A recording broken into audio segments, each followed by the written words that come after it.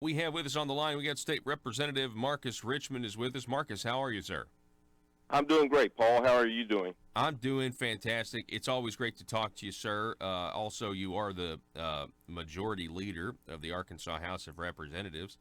Um, so, first of all, you're excited for the holidays, right? You're excited for Oh, Christmas. yeah. Looking forward to it. Uh, Time, to be able to be with the kids and the grandkids, and that's always a treat.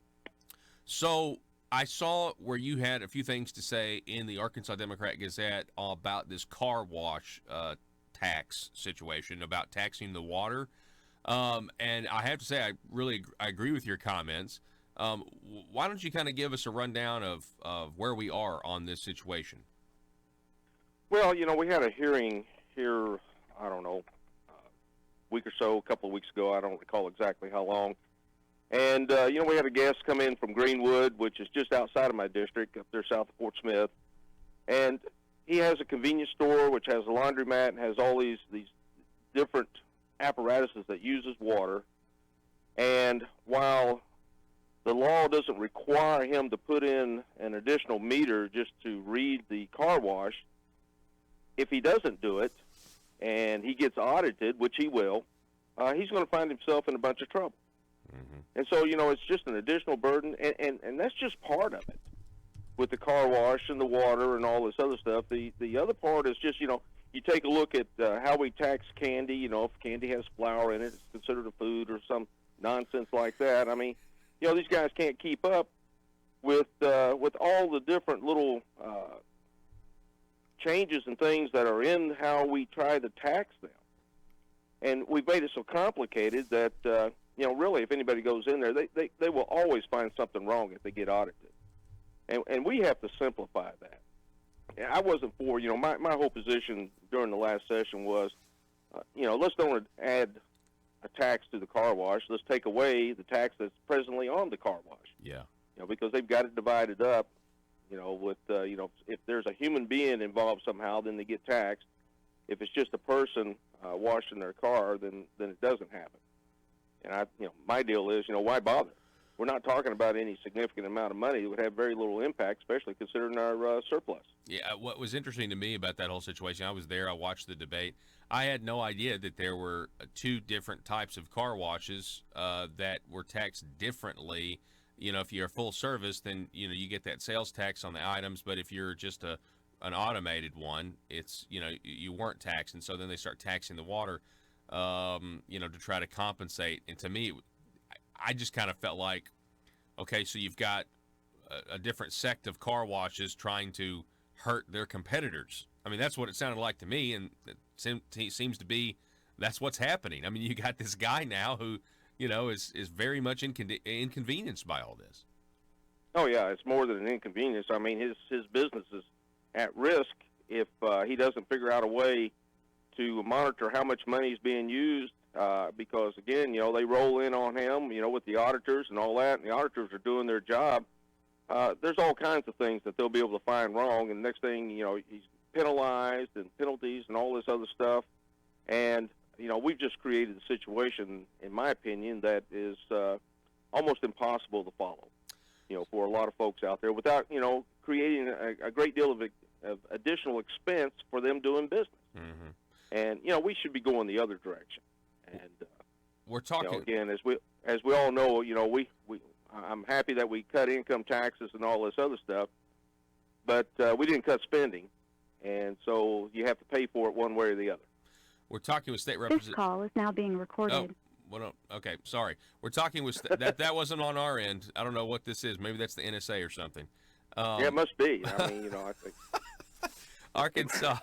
Arkansas State Representative Marcus Richmond. I mean, we are recording the call, but not from that. I mean, not from that mechanism. So this is what you said to the Arkansas Democrat Gazette. Quote, "We are pretty good at shifting tax burdens around and then taking credit for some things that appear to create perceptions of actual tax cuts." You want to elaborate on that? Well, I mean, it's pretty clear the fact that you take a look at like we cut taxes on retirement pay for veterans coming back to the state. Yep. People that have retired and stuff, that went into effect. And that's in my opinion, it's the kind of people that we want to bring back to the state because Yep. it's very easy to, like me, I chose to come back here, but I'd been all over the United States. I could have lived in a lot of different places and had different jobs and stuff, but I wanted to come home. A lot of people find themselves in a financial situation where they're going to be stuck where they are, but you put that incentive in there. I mean, I have a nephew and a niece that retired from the Coast Guard, and they wanted to live in Arkansas, but they live in Tennessee instead because it's just better for them tax-wise. And so that was good to do that, to bring these folks back. But we didn't actually cut the tax. We just shifted the burden over to, and I don't recall what it was, but it was, Candy and the soda, cost I of think. that was Yeah. paid for by somebody else. Right. And that, again, a real tax cut is a tax cut that's paid for by cutting spending. I agree with you 100%. I mean, absolutely 100%. And back to this car wash bill, Marcus. I mean, this was an interesting. This is what I said about it on Monday. I feel I agree with you. You've got to. We do have to kind of change the way we're doing things. But when you have a bill that has this car wash tax in it, it has the internet sales tax in it, but then it also has a corporate tax cut. You've got this thing that's crafted that has something that's good in it. I mean, the Republican Party is going to be for cutting corporations' taxes. That's a good thing. That helps. But then you're taking money in the form of the internet sales tax, and I understand there were arguments to be made for fairness and that sort of thing, but you're basically putting, a controversial thing, a non-controversial thing, and then you throw in why couldn't we just have all three of those bills separately, or three of those issues separately? Why debate multiple tax ideas in the same piece of legislation? Well, if you recall, Senator Stubblefield made that exact point during the discussion, and it's a valid point and something that should be done. I mean, if the bill's not good enough to stand alone, then it's not good enough to pass. And so I think they should separate these things out. We shouldn't be put in a situation where, okay, we're voting against the tax cut because we disagree with the, something else that's hung on to a really good tax cut, such as the corporate tax cut. It just puts us in a situation, and sometimes I think, some people use it as cover. There's no doubt about that. Well, I had to vote for this because, I wanted to give a tax cut. But, again, it's just not a really valid way of doing it. It's nefarious in some ways to be sure that you can get everything you want and force people to make a decision that otherwise they might not make. Yeah.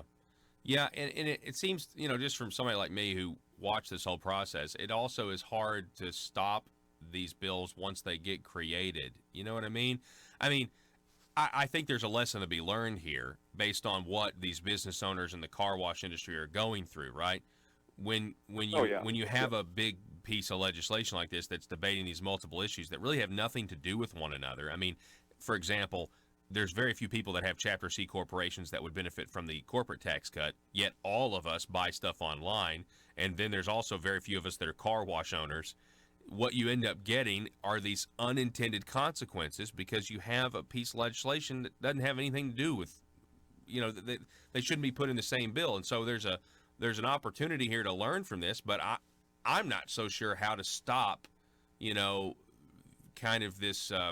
It seemed like this was the only way to get the internet sales tax passed. It seemed like there was a kind of maybe, and correct me if I'm wrong here, Marcus, maybe more like an establishment edict saying, this is the way we're going, this is where we've been told to go, and that's why the bill passed. Well, I think, in all honesty, I think the internet sales tax would have passed on its own. I think there was enough momentum that it would have passed. It'd have been close. It would have been very close, in my opinion. But I suspect it would have passed. They didn't have to hang it on the corporate thing, but they did. And then you turn around and you put the silly car wash stuff on there. It really was. It turned it into a complete poison pill as far as I was concerned, and that's why I couldn't vote for it. And I wouldn't, but it still passed. Yeah.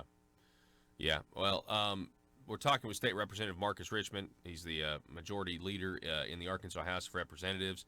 Now, Marcus, you do have a primary opponent, which to me was, very odd. But how's the campaign going? The campaign's going well. I think I'm doing very well. This district I have is so large, you end up really putting a lot of miles on your car trying to, campaign for it. But, the big advantage that I have is that they can see me doing my job.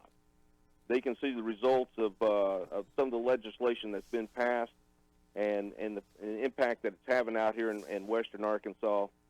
And, again, the only thing that really bothers me about having an opponent, as majority leader, I need to be out there helping find really good candidates that could take on the other party, the Democrats, and push them out of the way and be raising money for them.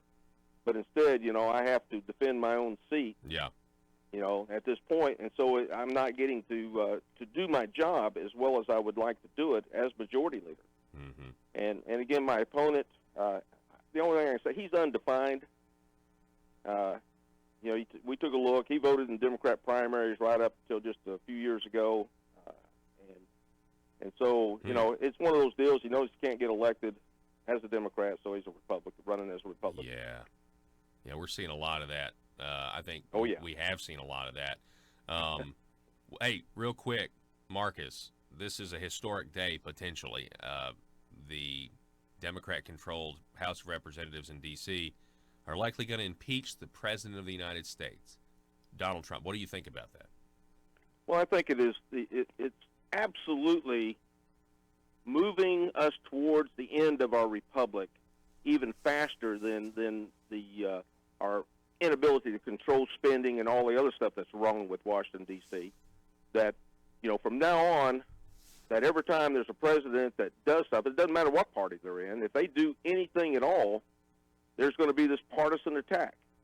And those Stalinists up there that belong in the Democrat Party, they don't care. They hate Donald Trump so much that they don't care if this country flips over and dies tomorrow.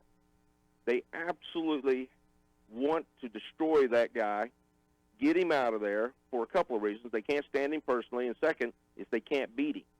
You take a look at the Democrat primary candidates that they have. Lord have mercy. Is that the best they could do?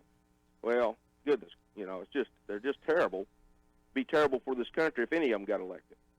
So they have set us on a course that is going to be destructive to this nation and the unity of this nation from now on. Unless we can elect bigger people than politics and get people up there that are truly statesmen, I fear for our nation. I fear for our grandkids and our children and everybody. It's another step in the wrong direction. Absolutely. I agree with that. They should hold full responsibility for it, and they are responsible for it. But you know what, Paul? What's sad is they don't care. There's no question about that. And as a matter of fact, we read a large portion of the president's letter to Nancy Pelosi that he sent out yesterday. We read that last hour. That is so comprehensive and scathing and historic in and of itself.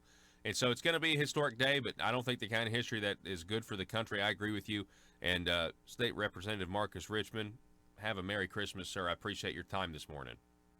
I appreciate you, Paul. Appreciate you all that you do for the state. Merry Christmas to you. You guys stay safe out there, okay? All righty. We will, sir. Thank you very much.